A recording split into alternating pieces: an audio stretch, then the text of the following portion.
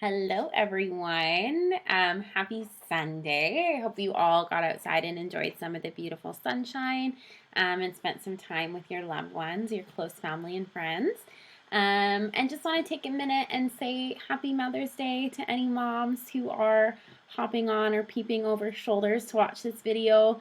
Um, and for all of you in my class, if you could take a minute today and wish a special mom a happy Mother's Day. It doesn't have to be your mom. It could be a stepmom, an aunt, a grandma, a foster mom, a friend's mom. Just any mom that you know, take a minute and thank them for all the awesome things that they do every day. Because they do. Moms are superstars. You'll know one day. This is going to act as our week 5 video update for English First Peoples 10. I cannot believe it's been 5 weeks of online learning. It feels like we just got started yesterday, and there's so much going on with the news, and things seem to be changing every day, which is daunting, exciting, all sorts of stuff. Obviously, when I can, I'll keep you guys updated on any changes. But for right now, we are going to move on as usual, COVID-19 usual. So, a couple things I want to touch base with you about. The first thing is to remind you about your weekly check-ins. So Tuesday, and you can sign up on the Google Doc. For those of you who haven't done this yet, I will just show you how you can. So you need to go to start.sd69.bc.ca. That is how you access our Class Galantis page. Once again, my computer is very angry today, so it's really slow. I'll just shoot all the way down here to English First Peoples 10, Semester 2 with me. And yeah, just a reminder that this little yellow box here is your weekly check-in sign-up. Do make sure that you're signing up to check in with me this Tuesday. It could be via phone or Zoom. If Tuesday really doesn't work for you, let me know, and I can set up a different day or time with you.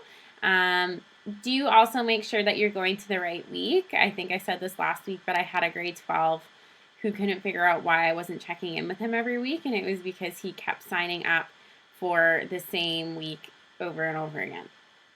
And I wasn't looking at that week anymore. So signing up for Tuesday, May 13th. I cannot believe it's already May 13th, or will already be May 13th. That is insane. And again, sign up for a time. If you feel like you're needing more time than just 15 minutes, again, send me an email. We'll set something up. Last week, I did a whole class Zoom. I held a whole class Zoom on Tuesday, and I also made myself available to you on Friday mornings. So Tuesday was at 1:30 till 2:30, and Friday was 10 to 11.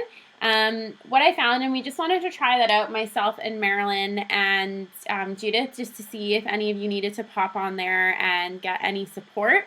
And what I found is that most of you are doing pretty good. I do check in with a lot of you one-on-one regardless. So I'm not going to keep up with the Tuesday check-in for the whole class, just because, again, I talk to each and every one of you on Tuesdays at some point anyway. So it was kind of more just like people were popping on, see what happened, and then ducked out. But I think I will continue to make myself available on Fridays, just do like an open office hours. I'll just set myself up on Zoom for an hour, and if you want to pop in and check out or ask any questions or get some support, I'll do that with you. But Tuesday I won't do that. I'll just keep it to one-on-one check-ins for Tuesday. And if you need extra support, you can let me know. This week, what should you be working on? Excellent question. So for the most part now, I'm just going to hop back onto our Class Galantis page. For the most part, most of you are all caught up on outstanding assignments from before spring break. If you're not, and you're not sure where you need to go for that, this is a confusion that some people have had that I want to address, and it's that if you're not sure why some of the assignments aren't showing up, it's because they were already due, so now they're overdue. And you can find them in the past assignments. So if you go to assignments at the top of our Galantis page and then go to past, you'll see all of the past assignments. And remember, it'll say either a C for complete, or it'll have a grade from the proficiency scale. And if it's missing or outstanding, it will have an M. So remember, work from spring break is everything up to and including your Pocahontas essay. So if you don't have that stuff, please get it into me. If you have any questions or need any help getting started with any of that missing stuff, again, please reach out to me.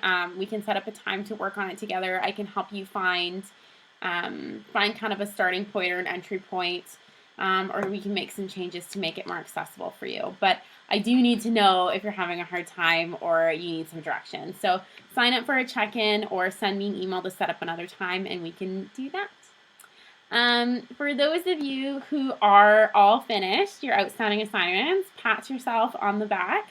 And you go back to current assignments and you'll be working on one of the independent projects. So you're either doing an alternate project, which is something that you and I have talked about and kind of come up with. I think there's probably 4 or 5 of you who are working on alternate projects. Or you're doing an independent novel study, the inquiry project, or the blogging assignment. Again, you can go on and click the assignment and it'll give you a little bit of an abstract. What it won't do is give you all of the materials for the assignment, and that's because I want to be able to go over them with you one-on-one when we do a check-in. So remember that if you're ready to get started on an independent project, you need to sign up for a check-in with me, and then you'll say, okay, Ms. Chester, I'm going to work on the inquiry project. Cool. I'm going to share a Google folder with you to your Google account that has all the materials that you need for that independent project. And we'll go over them together and then you'll get started. These are work at your own pace. There is a calendar and a schedule in each of the independent projects that you can follow if you're someone who needs a little bit more direction. But again, I want you to do what you can when you can. And if you need a break, take a break. And if you need to put it down and walk away for the day, do that. Take care of yourselves. Get outside, get lots of exercise. But yeah, take care of yourself. It's my number one. My number one right now is I want to make sure you're all taking care of your physical and mental health. And then jumping on school stuff. If any of you are not sure how to access that, again, get in touch with me. Once you do, I'm going to go back to the home page here. Once you do start your independent project, you'll have to share a Google folder with me. And that's so that I can keep track of what you're working on as you're working on it, and so I can give you some feedback. So you do need to create a Google folder, and the video is there. So you just click on the little purple box here, and it'll show you how to create a Google folder. And just make sure that it's editable. So that I have editing access. I won't actually edit any of your work, but what I'll do is go in and make comments on your work. This might be ways to improve or suggestions or saying, wow, this is really awesome, because I'm actually so blown away by some of the stuff that you guys are working on right now. Some really, really awesome ideas and cool assignments. Some of you are reading some really cool books. So yeah, I'm really enjoying going through that. I don't stalk your Google folder every day to make sure that you're working on EFP. It's just when you finish a task, I usually just go in and check it out, and I'll leave you some comments. And again, if you have any questions about that, you can always send me an email. The last thing I want to chat with you guys about is our weekly writing opportunity. So for any of you who haven't accessed these yet, let me see. They are in the discussion forum at the top of our page. And what this means is that your peers can see what you are submitting for your weekly writing opportunity. And I did this because I wanted to give you all an opportunity to still interact with one another and still be able to engage with one another's work and see what each other are doing. So last week we worked on, you wrote poems about places that you were connected to. We did some goal setting, some reflecting, and then just a general check-in. This week for week 5, kind of thinking along the lines of Mother's Day, and just thinking about our elders and the role that elders have in our lives, people who are older than us, then pass down knowledge. I wanted to do something that focused on that. And again, an elder doesn't have to necessarily be an Indigenous elder, but we do know that elders are very important in Indigenous communities. They're the keepers of stories and the keepers of knowledge, and the community goes to them as a source of knowing and advice and comfort. And so elders are incredibly important in Indigenous communities. You may know an elder. I do know a few elders myself.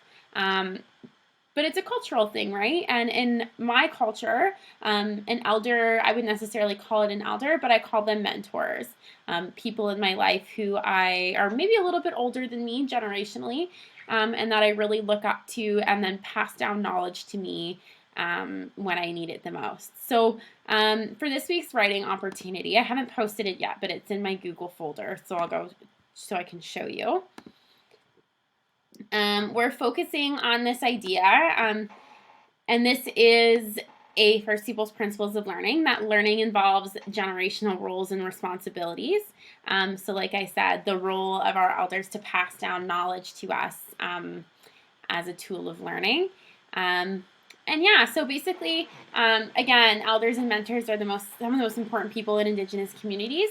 And I want you to think about that. So I'm going to ask you to watch a video where a district elder from the Cowichan Valley, her name's Dolly, really wonderful lady, very wise and inspirational.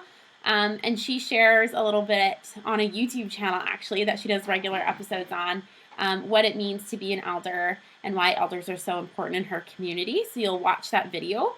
And then I would like you to write about an elder or a mentor who has inspired you. Again, it doesn't necessarily have to be an Indigenous elder. It could be somebody, a mentor or an inspirational figure in your life who has really inspired you or taught you or helped you learn. You could retell a story or teaching that they have given you. I highlighted here with permission. According to the First People's Principle of Learning, that learning involves recognizing some knowledge is sacred and can only be shared with permission. So if you do plan on retelling a story, if you can, just make sure that you have permission to tell that story. So yeah, you can retell a story. You could explain why that person is considered a mentor to you, or what their mentorship has meant to you.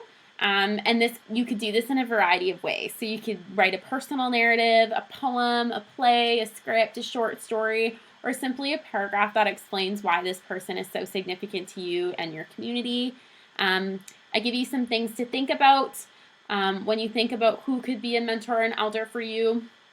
And then the steps going through this writing opportunity. So again, decide you decide who your elder or mentor is going to be, how you want to write about that person, and then write a first draft. Make sure you do a little bit of an edit and a proofread, and then submit it to the discussion forum. I'm really loving what you guys are doing with our weekly writing opportunities. Some of the poems you wrote last week were so phenomenal. And so I hope you enjoy doing a little bit more creative writing this week when we talk about elders and mentors. I think that's it for me, everyone. I look forward to talking to you on Tuesday for our check-in. Don't forget to sign up if you haven't. Yeah, enjoy the rest of this beautiful weekend. Take care of yourselves. Stay happy and healthy, and I will talk to you soon. Bye, guys.